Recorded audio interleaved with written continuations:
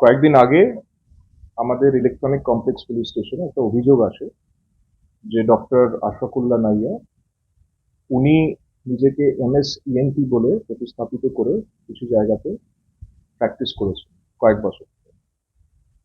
অভিযোগের মূলত যেটা বক্তব্য ছিল, যিনি একজন MBBS অবশ্যই, কিন্তু MSENT ডিগ্রি উনি পাননি, উনি এখনো সেটা পড়াশুনো করছেন, কিন্তু তা সত্ত্বেও উনি নিজেকে MSENT প্রতিস্থাপিত করে বেশ কিছু জায়গায় প্র্যাকটিস করেছেন। তার ভিত্তিতে আমরা একটা কেস করি। সেই কেসের ভিত্তিতে আমরা বিধাননগর কোর্ট থেকে একটা সার্চ ওয়ারেন্ট, ওনার বাড়িতে সার্চ ওয়ারেন্ট বার করে আজকে সকালবেলা আমাদের টিম ওনার বাড়িতে সার্চ ওয়ারেন্টের ভিত্তিতে একটা তল্লাশি অভিযান চালাচ্ছে। এটা একটু আপনাদের বলা ছিল।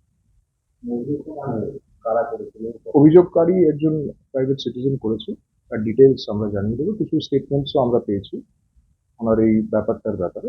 ফার্দার ইনভেস্টিগেশন আমরা করছি, আর যা যা তথ্য আমরা পাচ্ছি সেগুলো আমরা ইনভেস্টিগেশনের মাধ্যমে কোর্টকে সময় মতো জানাবো।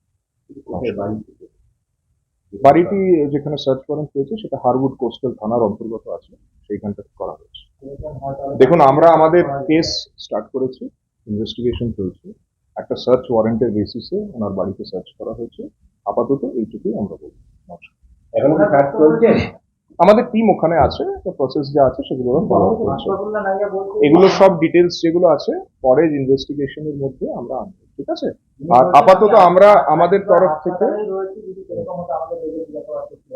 দেখুন, আমরা আমাদের ইনভেস্টিগেশন অ্যাজ পার ল করি, যেরকম যা করণীয় সেটা আমরা করি। নমস্কার, থ্যাংক ইউ।